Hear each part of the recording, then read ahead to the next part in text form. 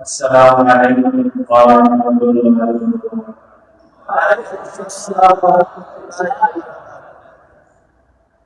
بسم الله الرحمن الرحيم.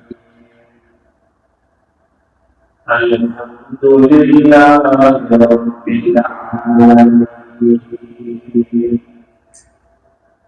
والعاقبة للمتقين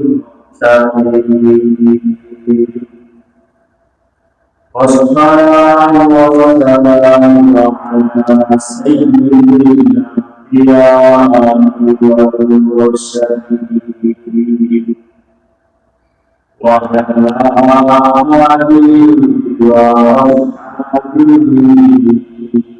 وأصحابه أجمعين. أما بعد فأعوذ بالله من الشيطان الرجيم.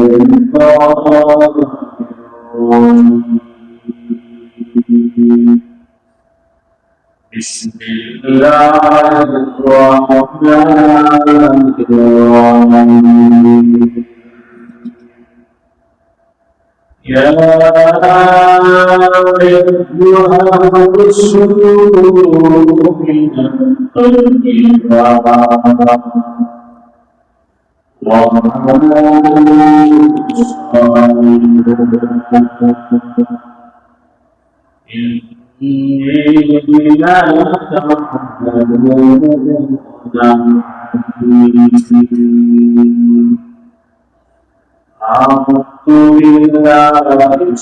تعملون عليم.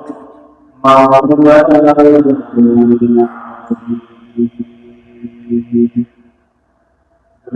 السميع اللهم صل على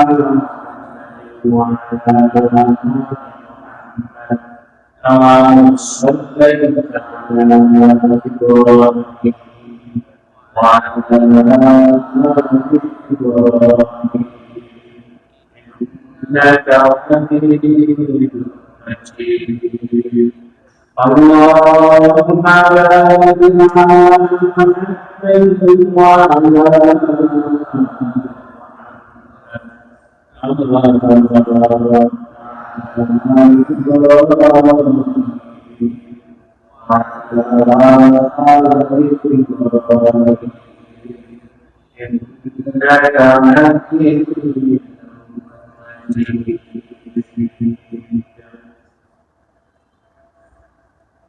Mensyibas hingga negara dalam masjid Tauhid Baitul Jannah Jami Masjid পবিত্র সুবাদায় আল্লাহ মসজিদের দিকে ফেরার কামনা মসজিদ ওয়াজ উপস্থিত হাজরাত উলামায়ে কেরাম এই এলাকার মুরব্বিয়ানে কেরাম যুবক ভাইরা পর্দা আড়ালে নওয়াজের আল্লাহ রাব্বুল আলামিনের দরবারে অসংখ্য বস্তুতে যে আল্লাহ রাব্বুল আলামিন মেহেরবানি করে দয়া করে আমাদেরকে আজকের এই মুবারক জায়গা মুবারক ময় অংশগ্রহণ করার তৌফিক দান করেছেন। সকলে শুকরিয়া আদায় করে বলি আলহামদুলিল্লাহ। আলহামদুলিল্লাহ। আমার আজকে পবিত্র মহরম মাসের দরজা শুরু হলো আসরের নামাজে এক হলো মহরমের 10 তারিখের ফজিলত, দ্বিতীয় হলো শুক্রবারের ফজিলত, তৃতীয় নামটা হলো আসরের নামাজের ফজিলত। হাদিসে আসছে আমাদের নবীজি বলেন শুক্রবার এমন একটা সময় আছে যে সময় আল্লাহ বান্দার দোয়াকে কবুল সুবহানাল্লাহ। এই বিশেষ সময় শুক্রবার, চাই সেটা মহারমের শুক্রবার অথবা যে কোনো মাসের শুক্রবার, শুক্রবার দিন আসরের নামাজে শুক্রবার দিন একটা সময় আছে, যে সময় আল্লাহ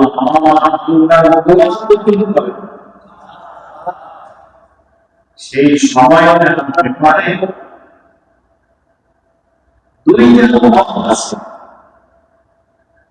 সেই সময়টা বলে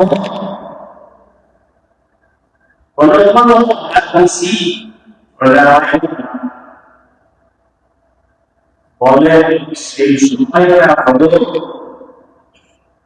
শুক্রবার ইমাম সাহেবের জন্য জুমার নামাজে খুতবা প্রদান করে। খুতবা এবং দুই খুতবার মাঝখানে যে সময়টা পড়বে ওই সময়টা এখন দোয়া বলেছি। আমরা তো ওই সময় বসে কথা ওই সময় দোয়া বলেছি, যদিও সময়টা এই সময় অল্প সময় অনেক লম্বা দেওয়া হয়। এই সময় সুন্দর একটা দোয়া আছে, দোয়াটা হলো আল্লাহুম্মা ফিরলি ওয়া লিল মুমিনিনা ওয়াল মুমিনাত।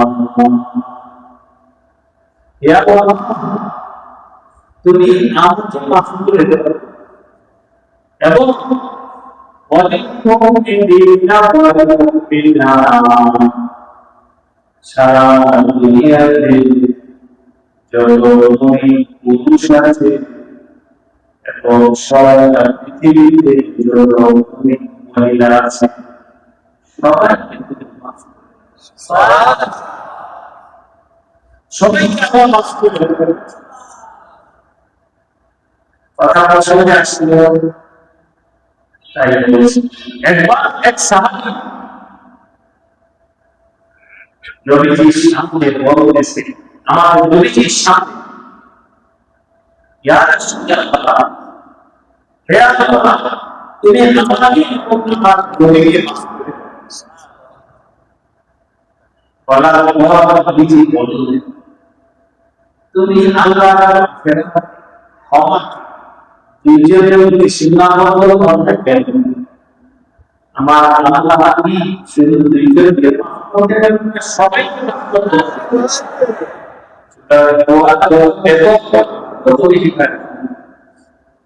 সবার জন্য আল্লাহ সবাইকে মাফ করে দেবেন।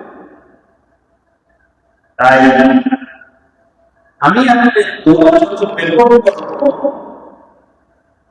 আল্লাহ যখন আল্লাহুম্মা ফিরলি ওয়াল মুমিনিনা ওয়াল মুমিনাত, সারা দুনিয়াতে যে পরিমাণ মুমিন পুরুষ মহিলা আছে সেই পরিমাণ মুমিন মহিলাদের পক্ষ থেকে আল্লাহ তোমাকে মাফ করে দেবে। সুবহানাল্লাহ। যাই একটা দোয়া বলতে শুধুমাত্র দোয়া বলে একটা শব্দ, তবে কেউ বলেছে সেই সময়টা হলো আসর থেকে মাগরিব পর্যন্ত। দোয়া বলার সময় আসর থেকে লম্বা দোয়া করো।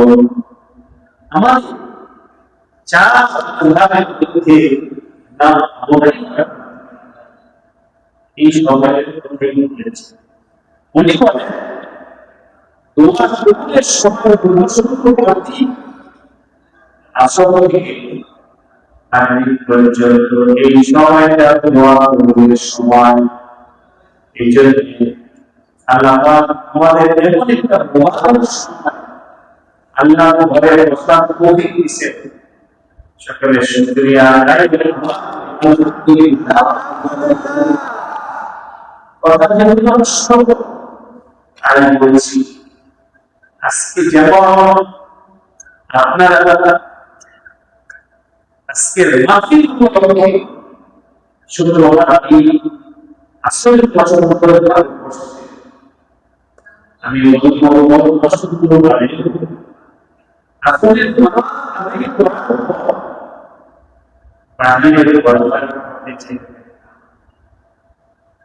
বাহিরে যাবেন না, রাস্তায় থাকবেন।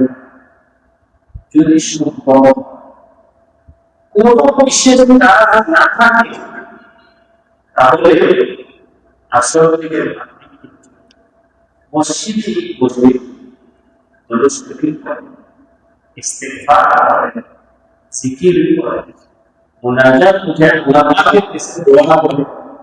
নিজের সমস্ত মুসলিমান সবার নিজের ছেলে মেয়ে যারা তাদের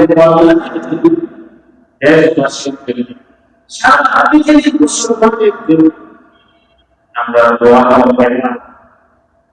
আর এরা ভাই আল্লাহ আমাদেরকে তৌফিক দান করেন। সুতরাং আমি শুরু করতে আমরা আল্লাহ আমাকে আপনাদেরকে যে মোবারক সময়গুলো আছে এই সময় চলে যান। সময় জন্য বসে থাকে না, সময় সময় চলে যায়, আরো জলদি সময় বসে।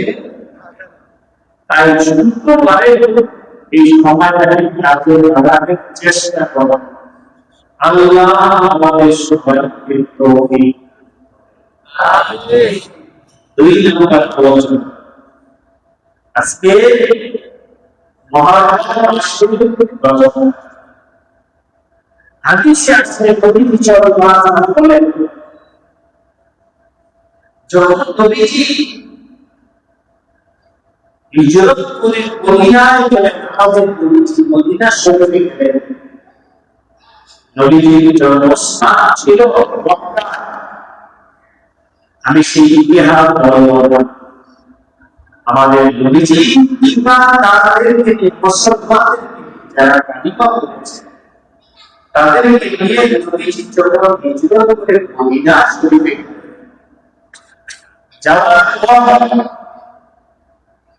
দেখলেন মদিনা কি বুঝা যায়? মদিনা ইহুদিরা মহরমে 10 তারিখে রোজা রাখছে। নবীজি জিজ্ঞাসা করলেন তোমরা রোজা রাখছো কেন? তোমরা রোজা রাখছো কেন?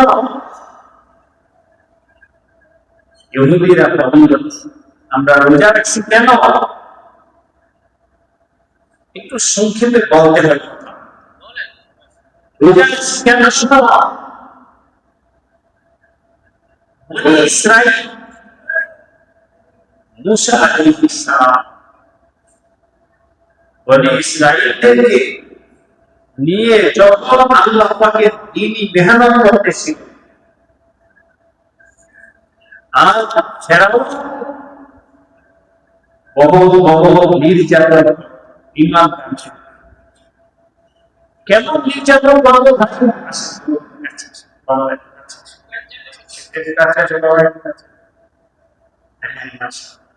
কেমন নির্যাতন করতো কোরআনে আছে।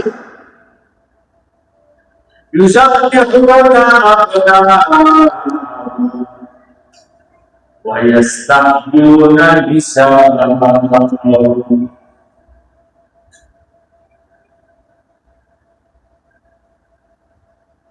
বনি ইসরাইল ফেরাউন ঘোষণা দিয়েছিল যখন বনি ইসরাইলের ঘরে পুত্র সন্তান হবে, পুত্র সন্তানদেরকে মায়ের কোল থেকে ছিনায় নিয়ে ফেরাউনের বাহিনী হত্যা করে, আর কন্যা সন্তানদেরকে জীবিত রাখে। কারণ সে শুনতে পারছে নবী মুসা আসতেছে। মুসা তো পুরুষ হবে, জানা নাই কেউ মুসা হবে, এই জন্য সব পুত্র সন্তানদেরকে হত্যা করে, যাতে করে মুসা দুনিয়াতে আসতে না পারে। কারণ মুসা যদি দুনিয়াতে আসে তাহলে এক সময় আমার রাজত্বের উপরে হামলা আসবে। এই যুদ্ধে বনি ইসরায়েলের সব পুত্র সন্তানদেরকে হত্যা করে। কিন্তু আপনারা জানেন, আলহামদুলিল্লাহ, তোমার বিশ্বাস আছে, আমাকে আমাকে যদি আল্লাহ চাইতে চান, কেউ কি মারতে পারে? আল্লাহ পাক যদি কাউকে ভালোভাবে ফয়সালা করে, আল্লাহ পাক যদি কাউকে বাঁচাইতে চান, সারা পৃথিবীর মানুষ চেষ্টা করেও তাকে হত্যা করতে পারে। মুসা আলাইহিসসালাম দুনিয়াতে চলে আসছে, ফেরাউনের এই জুলুমের জাদুতে কোনো কাজ হয়নি। মুসা আলাইহিসসালাম আল্লাহর কুদরতের দ্বারা দুনিয়াতে চলে আসছে। আমি সেই ইতিহাস বলতে গেলাম, এরকম ফেরাউনের নির্যাতন থেকে আল্লাহ পাক বনি ইসরাইলকে মুক্তি দিয়েছেন মুহররম মাসের 10 তারিখ। এই যুদ্ধে মুসা আলাইহিস সালাম বনি ইসরাইলকে শিখিয়েছে, তোমরা যেহেতু ফেরাউন বাহিনী থেকে বিভিন্ন নির্যাতন থেকে মুক্তি পাইছো, সুতরাং সেই মুক্তির শুকরিয়া আদায় করে তোমরা রোজা রাখো। এই হলো মুহররম মাসের 10 তারিখে বনি ইসরাইল মুসা আলাইহিস সালামের হুকুম অনুযায়ী রোজা রাখতো। বনি ইসরাইল কেন আল্লাহ পাক আযাব থেকে মুক্তি দিয়েছে। আমাদের নবীজি এই কথা শুনে নবীজি বলেন, মুসলমানের উম্মত মুক্তি পাইছে।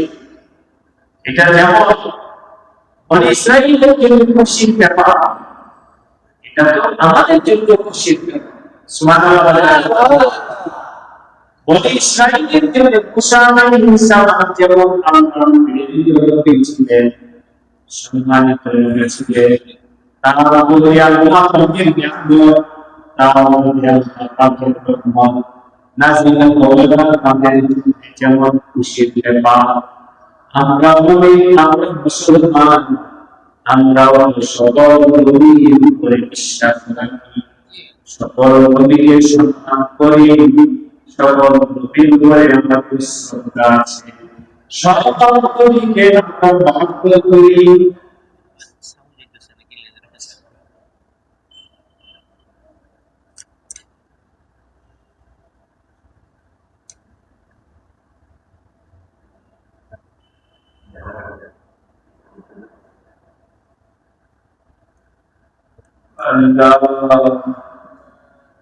সকল নবীকে আমরা মহব্বত করি, ঠিক না বলেন? ঈমানদার মুমিন মুসলমান এমন নয়, মুমিন মুসলমান এমন নয়।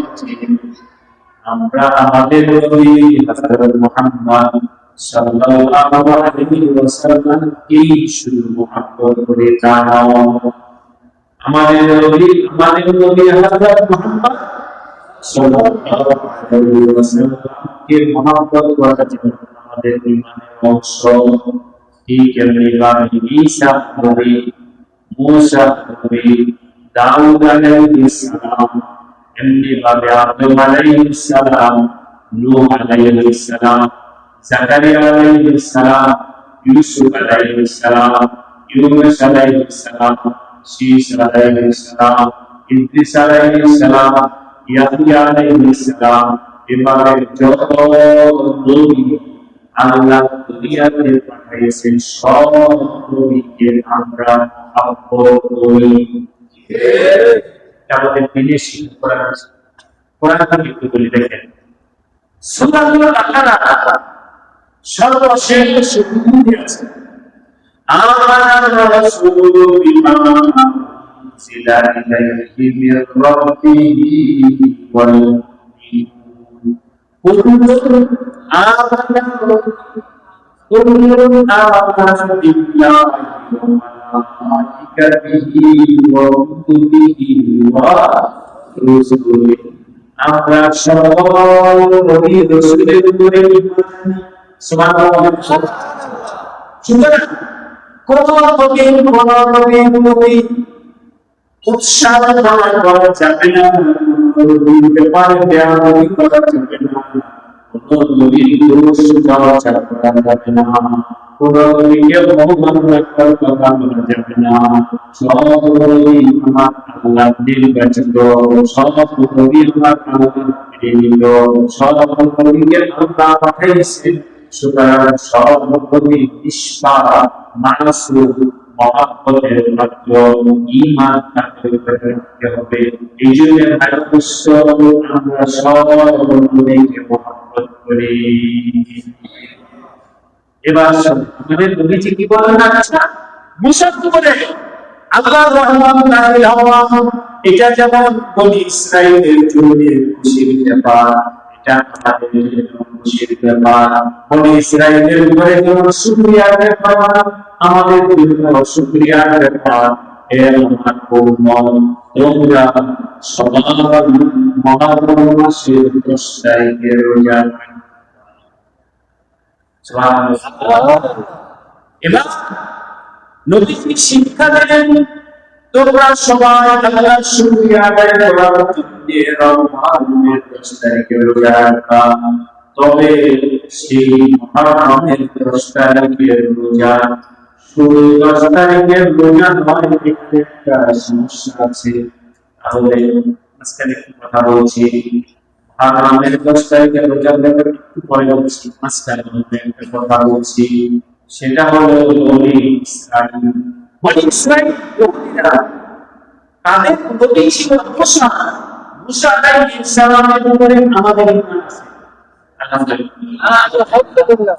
কিন্তু আমাদের নবীজি দুনিয়াতে আসার পর বনি ইসরাঈলের উচিত ছিল আমাদের নবীকে নবী হিসাবে দায়িত্ব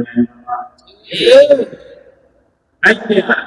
তোমরা যদি সত্যি সত্যি মুসা আলাইহিস সালামের উপরে যদি তোমরা ঈমান আনিয়া থাকো, মুসা দুনিয়াতে এখন নাই, এখন তো সারা দুনিয়ার জন্য সকল নবীকে সর্দার, সাইয়্যিদুল মুরসালিন, সাইয়্যিদুল কাওনাইন, সকল নবীদের সর্দার, রাহমাতুল লিল আলামিন।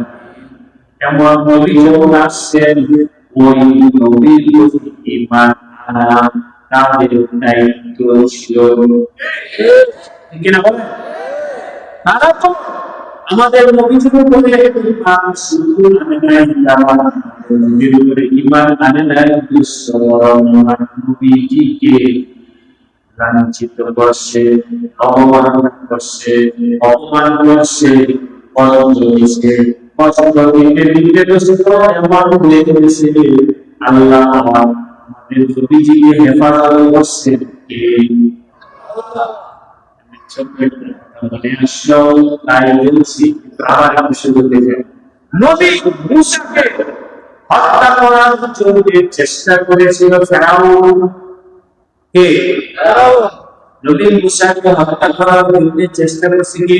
ফেরাউন। আমাদের নবীকে হত্যা করার জন্য চেষ্টা করেছিল ইহুদি, বনি ইসরাঈল। ফেরাউন অপবাদী হত্যা করা, তাই মুসা আলাইহিস সালামকে হত্যা করার ইচ্ছা কারণে বনি ইসরাঈলকে এভাবে ফেরাউন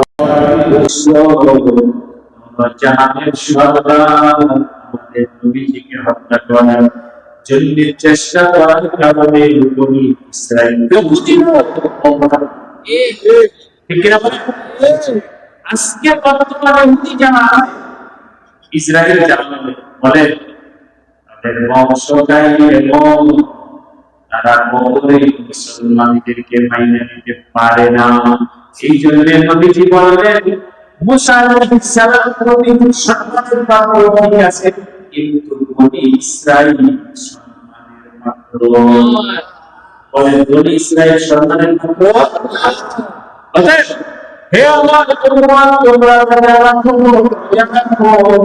নবীর দর্শনীকে তবে সেই জায়গা যেন বনি ইসরাইল ইহুদিদের মতো না হয়, আমরা আমাদের মতো কইরা রোজা রাখবো।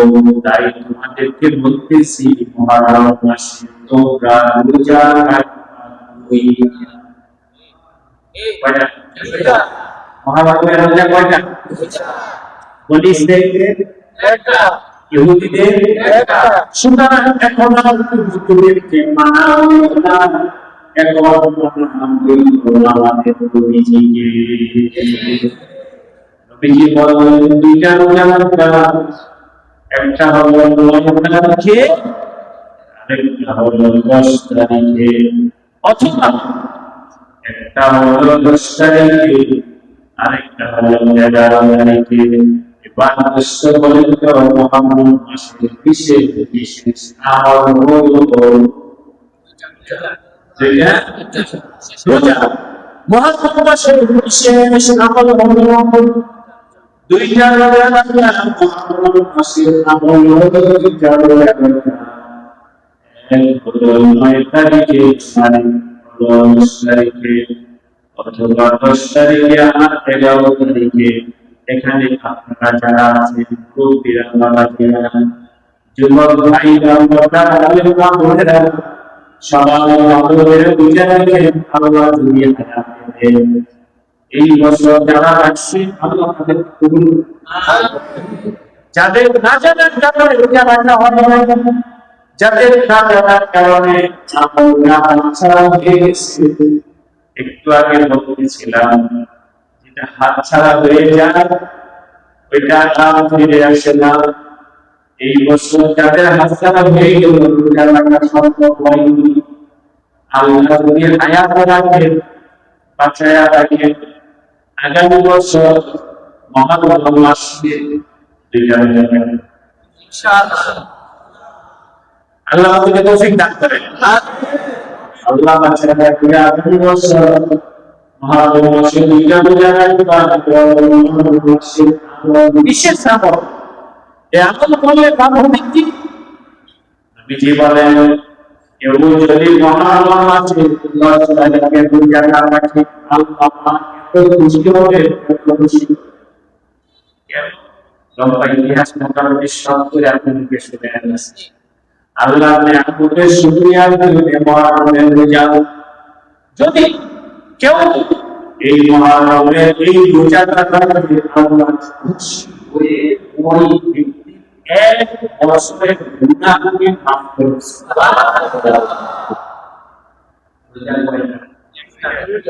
দুইটা রোজা, কিন্তু আল্লাহ পাক দেখেন কত কত দয়ালু। দুইটা রোজা বলে বিশ্ব সারা বছরের গুনাহ মাফ করে দিবে। এত বড় মুবারক, এত বড় সুবর্ণ শুরু হাত ছাড়া করা যাবে না, যাবে না, ঠিক না? বলে হাত ছাড়া করা যাবে না। পুরুষ রোজা রাখবে, মহিলারা রোজা রাখবে, বিরোধীরা রাখবে, যুবক ভাইদের রাখা উচিত। আল্লাহ আমাদের সবাইকে তৌফিক দান করেন। এই দুইটা বিষয়ে আলোচনা, এক হলো আসলের ফজিলতগুলো, দ্বিতীয় হলো মহারমের রোজাগুলো। 3 নাম্বার আলোচনা আমি আপনাদের সামনে পবিত্র কোরআনুল কারীমের সূরাতুল মুমিনুনের 51 নাম্বার একটি আয়াত তেলাওয়াত করেছি। কোরআন এই সম্পর্কে একটু কথা বলবো। সবাই মহব্বতের সাথে আল্লাহ তাআলা কোরআনের কথা শুনে আমার আল্লাহ বলেন ইয়া আইয়ুহার রাসূল, হে রাসূলুল্লাহ, সব নবীদেরকে রাসূলদেরকে আমরা সম্বোধন করেন ইয়া আইয়ুহার রাসূল কুলু মিনাত তাইয়্যিবাত। হে রাসূলুল্লাহ, দুনিয়াতে তাকিয়ে ভুলে কিছু খাইতে হবে, ঠিক কিনা? খাওয়া দাওয়া ছাড়া তো দুনিয়াতে মানুষ স্বাভাবিকভাবে বাঁচতে পারে না। চলতে হলে দুনিয়াতে থাকতে হলে খাইতে হবে। শুধু মানুষ একা প্রাণীও খাইতে হয়, কুকুর শুকুরের খাইতে হয়, মাছের খাইতে হয়, জমিনের মধ্যে কীটপতঙ্গ আছে ওটারও খাইতে হয়। প্রত্যেক প্রাণী কিছু না কিছু খাওয়া আছে, প্রত্যেক প্রাণী কিছু না কিছু খানা আছে, কিছু না কিছু খাইতে হয়, প্রত্যেক প্রাণী কিছু না কিছু খাইতে হয়। কিন্তু আল্লাহ তাআলা বলেন তোমরা যে খাইবা এই খানাটা পবিত্র না, হালাল খানা খাইবা। কেমন? ইয়া আইয়ুহার রাসূল মিনাত তাইয়্যিবাত। হে রাসূলুল্লাহ, কখনোই আপনারা হারাম খানা খাইবেন না, শুধু কুকুর, মাইতা, ইন্নামা হুরিমা আলাইকুমুল মাইতাতু ওয়াদ দামু ওয়াল খিনজির ওয়া মা উহিল্লা লিগাইরিল্লাহি বিহি।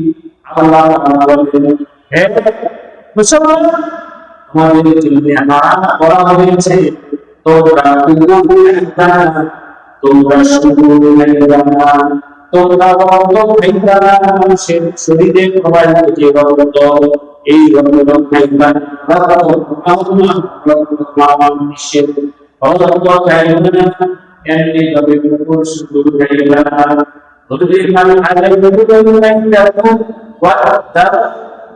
মৃত প্রাণী খাইবা না,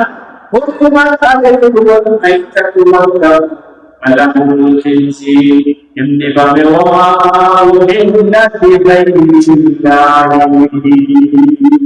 ওই পশু খাইবা না যেই পশু জবাই করার সময়, যেই পশু জবাই করার সময় গায়রুল নামে দেবতা মূর্তি তোমাদের নামে যেটা জবাই হয় ওইটাও খাইবা না। ওই পশু তোমরা খাইতে পারো যে নামে জবাই করা হয়েছে বিসমিল্লাহ আল্লাহু আকবার, আল্লাহর নামে যেটা সবাই করা হয়েছে ওইটা হালাল।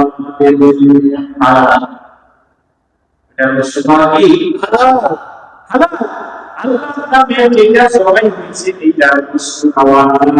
এই জন্য দোষ সবাই করার সময় বিসমিল্লাহ বলতে হবে, মুরগি সবাই করার সময় বিসমিল্লাহ বলতে হবে, যে কোনো পশু হাসি জবাই করার সময় বিসমিল্লাহ বলতে হবে, তাহলে হাসির গোশত খাওয়া হালাল, তাহলে গরুর গোশত খাওয়া হালাল, তাহলে মুরগির গোশত খাওয়া হালাল। আর যদি কোনো ব্যক্তি ইচ্ছা করে আল্লাহর নামটা উচ্চারণ না করে আল্লাহর নাম বাদ দেয়, তাহলে ওই বকরি হোক, গরু হোক, মুরগি হোক, তার গোশত খাওয়া জায়েজ না। ইয়া আইয়ুহার রাসূল মিনাত তাইয়্যিবাত। তোমরা হালাল। আপনাদেরকে জিজ্ঞাসা করি, নবীদের উপরে আল্লাহ ফরজ করেছে, তা আমাদের উপরে ফরজ কিনা? আমাদের জন্য নবীদের উপরে যে সমস্ত খানা হারাম ছিল, আমাদের জন্য আল্লাহ ওই সমস্ত খানা হারাম করেছেন। এর মধ্যে কিছু তো বলার সংক্ষেপ, আপনারা শিখে নেবেন, আলেমদের থেকে চাইনা নেবেন, খানা তো ভালোই, আলেমদের থেকে চাইনা নেবেন, প্রচুর বলেন কোন খানা আমাদের জন্য হালাল, কোনটা হারাম, সুদের খানা হারাম, ঘুষের খানা হারাম, ছিনতাইয়ের খানা হারাম, অন্য থেকে ডাকাতি কইরা চুরি করে যাইনা হারাম। কারণ আমার আল্লাহ বান্দারা, হে আমার ভাইরা, জিজ্ঞাসা করেন আপনারা সবাই সংকল্প করেন আমরা হালাল খানা খাবো। হারাম খাবো না। যদি কোনো ব্যক্তি হালাল খানা খায় আল্লাহ ওই হালাল খানা খাবার দুইটা এক হলো শরীরের মধ্যে শক্তি হবে, শরীরের মধ্যে শক্তি হবে, শরীরের মধ্যে এনার্জি পাইবা, দুনিয়াতে কাজ করার মধ্যে শরীরে শক্তি পাইবা। দ্বিতীয় নাম্বার হলো হালাল খানা খাইলে নেক আমল করার শক্তি আল্লাহ দান করবে।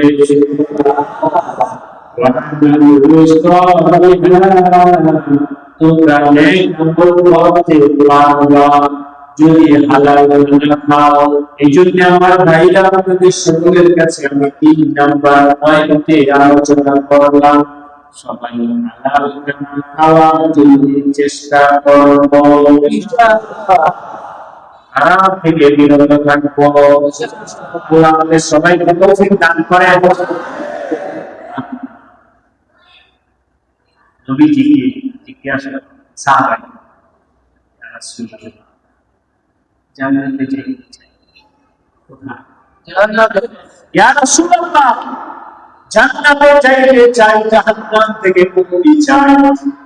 জান্নাতে যাইতে চাই কারণ জাহান্নামের আগুন কঠিন, অনেক কঠিন, অনেক কঠিন। জাহান্নামের আগুন সহ্য করতে পারবো না। কি আমল করলে জান্নাতে যাওয়া যাবে? ইয়া রাসূলুল্লাহ বলতেন জান্নাতে যাইতে চাই, জান্নাতে যাওয়ার আমল দেন, জান্নাতে যাওয়ার আমল দেন। আজকাল জিজ্ঞাসা করে আপনাদেরকে টাকা দিয়া জান্নাতে যাওয়া যাবে? ক্ষমতা দিয়ে, শক্তি দিয়ে, পদ দিয়ে, ধর্ম দিয়ে, দেশ দিয়ে, কোনো কিছু দ্বারা জান্নাতে যাওয়া যাবে না, জান্নাতে যাওয়া যাবে না। আপনি কোন বংশের কার ছেলে এসব তোমরা প্রতিপতি সন্তান কিনা আল্লাহ পাকে দেখবেন না।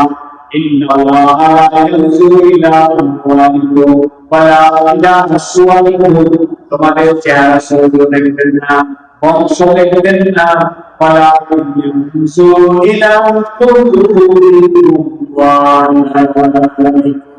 আমার আল্লাহ দেখবেন তোমাদের আমল আছে কিনা, আমল আছে কিনা। আমল সারা জান্নাতে যাওয়া যাবে না। কারণ যদি নেগেটিভ থাকে ওই লোকটা যদি পথে ফিরে হয় আমার আল্লাহ তাকে জান্নাত দিবেন। আর যদি একটা থাকে বাংলাদেশের প্রেসিডেন্ট, বাংলাদেশের প্রধানমন্ত্রীর সন্তান যদি জান্নাতে যাওয়া যাবে। এই জন্য সাহাবী বললেন ইয়া রাসূলুল্লাহ জান্নাতে যাইতে চাই, জান্নাতে যাওয়ার আমল দেন। কি আমল করলে জান্নাতে যাইতে পারবো? বলেন নবীজি 3টা আমল দিয়েছেন। যদি তুমি জান্নাতে যাইতে চাও এই 3টা আমল করলে জান্নাতে যাইতে পারবা। 3টা আমল হলো, 1 নাম্বার আমল হলো আকালা তাইয়িবান। মানাকালা তাইয়িবান, যে ব্যক্তি হালাল খানা খাবে তাহলে জান্নাতে যাইতে পারবা। আমার এর থেকে আমরা পরিষ্কার ভাবে বুঝলাম জান্নাতে যাওয়ার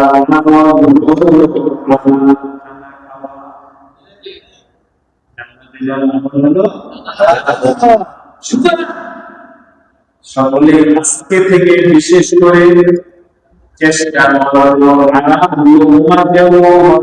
পেটের মধ্যে না যাওয়া, হারাম খানা পেটের মধ্যে না যাওয়া। আল্লাহ আমাদের সবাইকে মাফ করুন। আজকে অনেকে আছে শয়তানের ধরায় কেন পড়ে না ব্যাপারে বিস্তারিত আলোচনা। অনেকে রাগ করে গোসা করে, বিশেষ করে এই কাজগুলো করে যুবক যুবতীরা আমাদের সমাজের যুবকরা করে, আমাদের সমাজের যুবতী মেয়েরা করে, মা বাবার সাথে লাগবে নিষ্ঠায় আত্মহত্যা করে। বিভিন্ন ঔষধ খায়, ঔষধ খায়, বিষ খায়। যখন বিষ খায় আর মা বাবা বুঝতে পারে নিজের ছেলেটা মেয়েটা বিষ খায়, মারা যেতেছে, দৌড়ে হাসপাতালে নিয়ে যায়। হাসপাতালে নেওয়ার পরে ডাক্তার চেষ্টা করে বিষটা পর্যন্ত গেছে, এটাকে কি করে যদি একেবারে জায়গা মতো যাওয়ার আগে ওয়াশ করবে তাহলে বাঁচার কি আছে? সেটা বলে যে বাঁচবে বাঁচবে কেন? ওই আসল জায়গায় যাওয়ার আগে ওয়াশ করা হয়েছে। আমি আপনাদেরকে বলতে চাই, যেমন যেমনি ভাবে বীজ যেই যেই জায়গা পর্যন্ত ভিতরে যায় এই জায়গাটাকে ওয়াশ করা হয়। ওয়াশ না করলে এই ছেলেটা মেয়েটা মারা যাবে। ডাক্তারি সাজেশন অনুযায়ী ওই জায়গাগুলোকে ওয়াশ করে পরিষ্কার করা হয়। আমার ভাই দোস্ত, ওই বিষ থেকে বাঁচার জন্য যেভাবে ওয়াশ করো, আল্লাহ পাকের হারাম খানা থেকে বাঁচার জন্য আমাদের ওয়াশ করা দরকার। আছে কি নাই? সুতরাং যেই উম্মতে তোমার পেটের মধ্যে গেছে, যদি জানো এটা হারাম ছিল, ভূমি কইরা ফেলে দাও। আর আল্লাহর কাছে মাপ চাও, ভূমি কইরা ফেলে দাও। হারাম খানাটা আমি কেন মুখে দিলাম? কুকুরের গোশত কেন আমার মুখে গেল? শুকরের গোশত কেন আমার মুখে গেল? আমার ভালোবাসত শুকরের গোশত করেন মুসলমানের জন্য ভূমি করে ফেলে দেওয়া, ভূমি করে ফেলে দেওয়া। যাই কথায় আসছে তাই বললাম, এর দ্বারায় খানার দ্বারাই তোমার ইমান নষ্ট হবে, আর খানার দ্বারা আমল নষ্ট হবে। যখন ইমান আমল নষ্ট হবে জান্নাতে যাওয়া যাবে না। এই জন্য জান্নাতে যাইতে চাইলে নবীজি এক নাম্বার বলেন কি করতে হবে? হালাল খানা খেতে হবে। এক নাম্বার হলো আকালা তাইয়িবান, দ্বিতীয় নাম্বার হলো বিলাহি সুন্নতি, যে ব্যক্তি সুন্নাত মোতাবেক জীবন যাপন করবে। সুন্নাত মানে আমার নবীজি যেভাবে করছেন, নবীজি খানা খাইছেন কোন হাতে? নবীজি ডান হাতে খানা খাইছেন। তোমরা শুনে নাও, ডান হাতে খানা খাওয়ার চেষ্টা করো। ছোট বাচ্চাদেরকেও ডান হাতে খানা খাওয়ানো শেখাও। ডান হাতে আমার নবীজি খাইছেন, সুতরাং নবীজিকে যদি মহব্বত করো, ডান হাতে খাও, ডান হাতে পান করো। তারপর যখন পড়া লাগে ডান হাত ব্যবহার করো। যখন প্যান্ট পায়জামা তুমি পরবা ডান হাত ব্যবহার করো। নবীজি যখন শুনতেন ডান হাতে শুনতেন, এভাবে মসজিদে প্রবেশের সময় ডান পা দিয়ে প্রবেশ করতেন। এভাবে নবীজি আলাইহিস সালাম তার জীবনটা কিভাবে চালাইছেন, বাথরুমে কিভাবে গেছেন, মসজিদে কিভাবে গেছেন, শুইছেন কিভাবে, খাইছেন কিভাবে, চলছেন কিভাবে, এই সব বিষয় চাইতে চাই না যারা আমল করবে আল্লাহ তাদেরকে জান্নাত। সুবহানাল্লাহ। নাম্বার কাজ হলো হালাল খানা, দুই নম্বর কাজ হলো সুন্নাত মোতাবেক জীবন যাপন করা। পারবো ইনশাআল্লাহ। আরে নবীকে না মানলে কাকে মানবা? নবীর আদর্শকে যদি তুমি আমল না করো তাহলে তুমি কাকে আইডল বানাইতে চাও?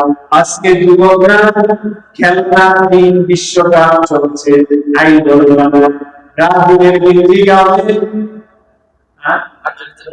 আর্জেন্টিনার গির্জি গাওয়ে, আর্জেন্টিনার পতাকা ওড়ায়, ব্রাজিলের পতাকা ওড়ায়। কেন তুমি এই গির্জিটা গাওয়াচ্ছো? কেন?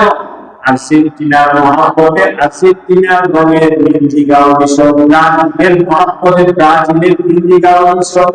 বলো দেখি এই ব্রাজিলের মহাব্বত, আর্জেন্টিনার মহাব্বত, মুখের মহাব্বত, মুখের মহাব্বত আমাকে জান্নাতে নিয়ে তুমি কেন গেঞ্জি দাও না, তুমি আমার নবীর মহাব্বতের ছবি সুন্নতের গেঞ্জি দাও না, আমার নবীর মহাব্বতে মাথায় নবীর মহাব্বতে মাথায় জামিনি করো, নবীর মহাব্বতে চুপা করো, নবীর মহাব্বতে মাথায় পাকড়ে যাও, নবীর মহাব্বতে মুখের দাড়ি রাখো, জীবন দাড়ি রাখে না, জীবন দাড়ি মাথায় রাখে না, কেন জীবনদের অন্তরে মহাব্বত নাই, আমাদের বৃদ্ধদের তুলনায় মহাব্বতের শক্তিটা জীবনের বেশি আছে, ঠিক কিনা বলে?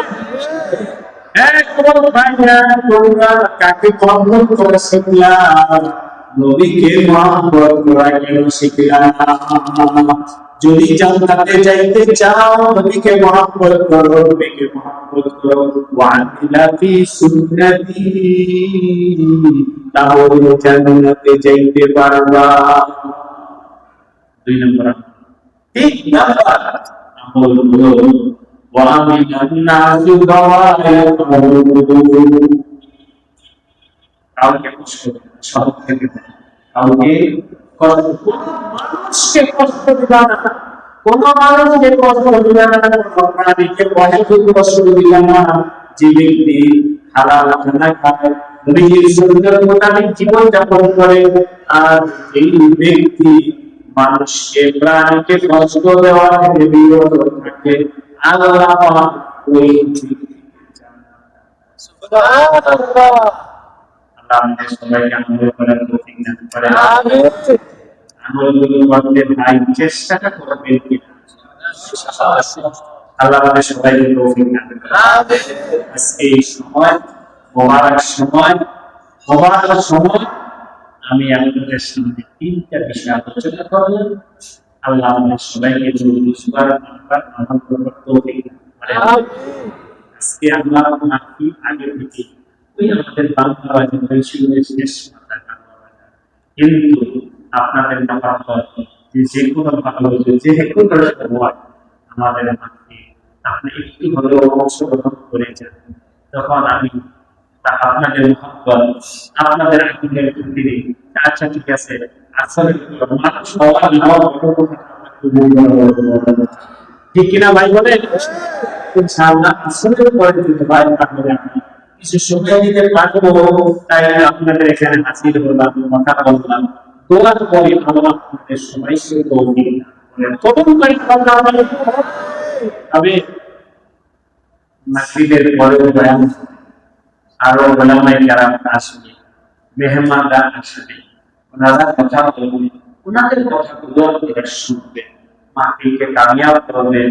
এলাকাবাসী যারা আজকের এই মাহফিলের আয়োজন করেছেন, আল্লাহ সবাইকে সঠিকভাবে আমল করা, আল্লাহর দ্বীনকে বোঝা, আল্লাহর দ্বীনের উপরে আমল করা সবাইকে তৌফিক দান করেন, সব নবীকে ভালোবাসার তৌফিক দান করেন। বিশেষ করে আমাদের নবীকে ভালোবাসা, নবীর পরিবার পরিজনকে ভালোবাসা, নবীর আহলে বাইতকে ভালোবাসা, আহলে বাইতকে ভালোবাসা, সাহাবায়ে কেরামকে ভালোবাসা, নবীর উম্মতকে ভালোবাসা, ঠিক কিনা বলেন? সবাইকে আল্লাহ আমাদের সবাইকে তৌফিক দেন, কবুল করে নেন। আল্লাহ সাল্লাল্লাহু আলাইহি وعلى آله وأصحابه وسلم. اللهم صل على سيدنا مولانا محمد وعلى آله وصحبه وبارك وسلم. اللهم صل على سيدنا مولانا محمد وعلى آله وصحبه وبارك وسلم. আবার মাগরিব পর থেকে আলহামদুলিল্লাহ ভাই, এখন আমি একটু যেহেতু মজলিস আমরা বসছি, দোয়া মাহফিলের সময় এই জন্য আপনাদেরকে নিয়ে দোয়া করতেছি। তবে কথা আছে, আপনাদের মনে না করলে মাহফিল শেষ। এটা মনে করবেন, মাহফিল ইনশাআল্লাহ পরে আবার সবাই বসে যাবেন। কারণ একটু সুযোগ তো সবাইকে দেওয়া উচিত যে আমার বিশ্বাস, আমার ধারণা অনেকে আজকে বড়দের এই রোজা রেখেছে, তাদের ইফতারের জন্য একটু সময় দেওয়া দরকার। এই জন্য দোয়া করে আমরা যারা রোজা রাখছি তারা আস্তে ইফতারের আমলে যেভাবে নিজাম আছে ওই নিজাম অনুযায়ী শরীর হলো, এরপরে ইনশাআল্লাহ মাগরিবের পর আবার সুন্দরভাবে মাহফিলে বসে যাবো। মাহফিলকে কামিয়াব করার জন্য সবাই চেষ্টা করবো। আল্লাহ আমাদের সবাইকে কবুল করেন। আলহামদুলিল্লাহ আলহামদুলিল্লাহ রাব্বিল আলামিন। الصلاة والسلام على سيد الأنبياء والمرسلين وعلى آله وأصحابه أجمعين. لا إله إلا الله وحده لا شريك له، له الملك وله الحمد وهو على كل شيء قدير. اللهم اغفر لحينا وميتنا وشاهدنا وغائبنا وسبيلنا وكبيرنا وذكرنا وانسانا. اللهم اغفر له منا وعليه على الاسلام، ومن توفيته منا توفه على الإيمان.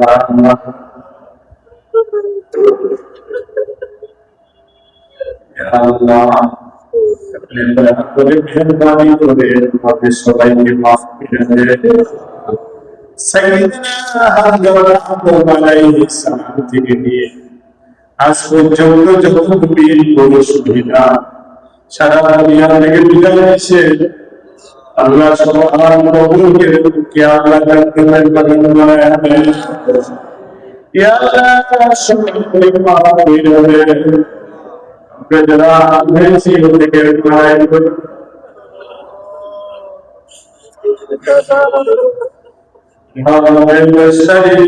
শুক্র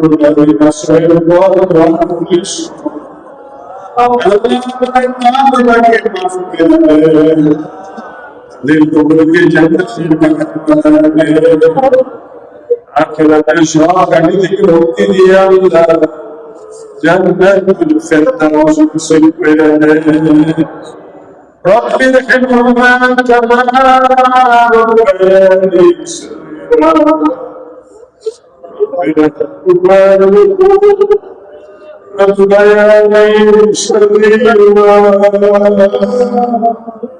ربي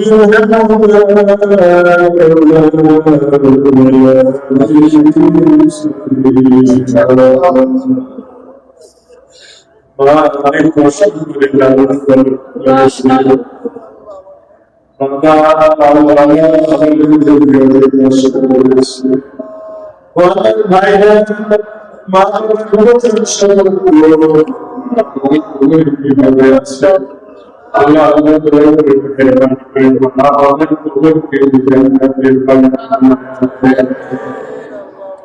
এই অনুষ্ঠানে যে সমস্ত মুসলমান ভাই বসে আছে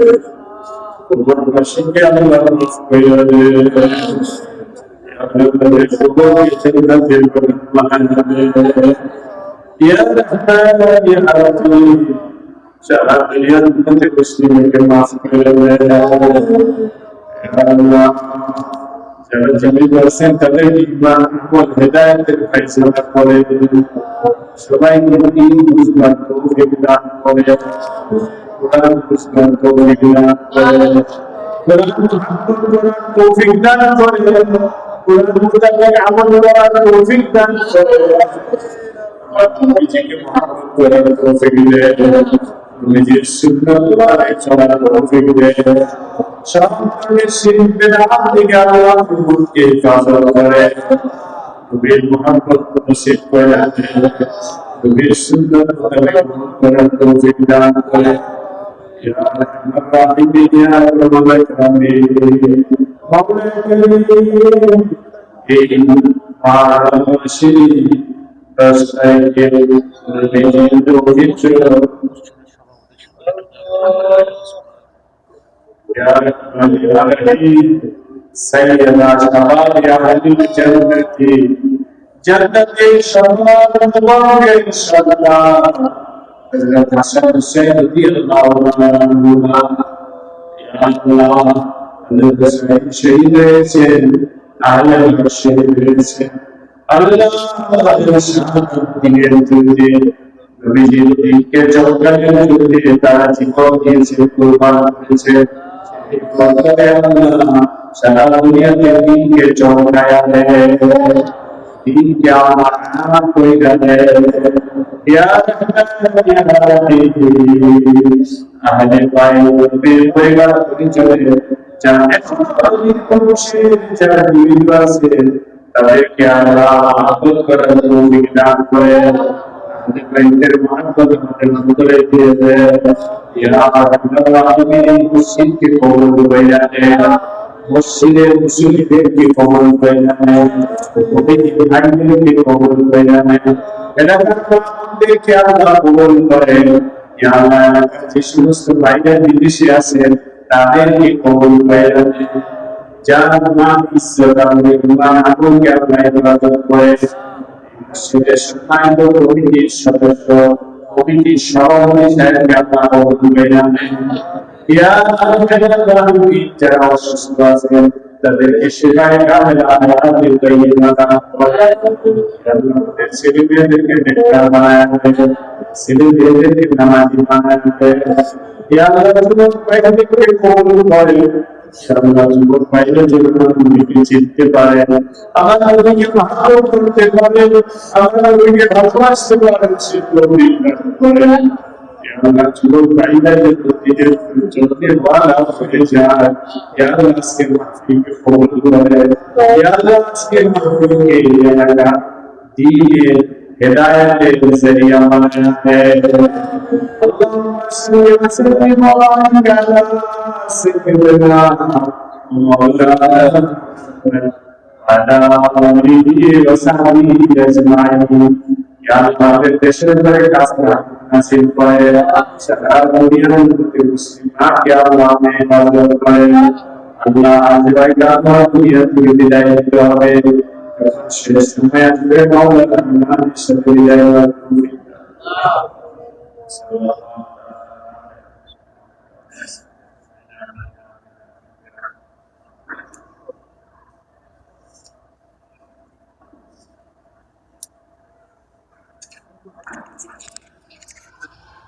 Okay.